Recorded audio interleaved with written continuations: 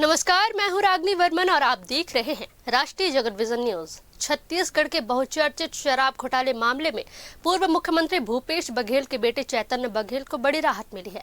High court ने ED और EOW से जुड़े मामलों में सुनवाई के बाद उनकी जमानत याचिका स्वीकार कर ली है।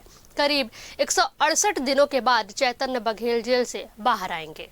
प्रवर्तन निदेशालय ने चैतन्य बघेल को 18 जुलाई को उनके जन्मदिन के दिन भिलाई स्थित निवास से धन शोधन निवारण अधिनियम PMLA 2002 के तहत गिरफ्तार किया था। यह कार्रवाई राज्य में सामने आए शराब घोटाले की जांच के सिलसिले में की गई थी। ईडी ने यह जांच ACB EOW रायपुर द्वारा दर्ज FIR के आधार पर शुरू की गई थी, जिसमें भारतीय दंड संहिता IPC की विभिन्न धाराओं और भ्रष्टाचार निवारण अधिनियम 1988 के तहत मामला दर्ज किया गया था।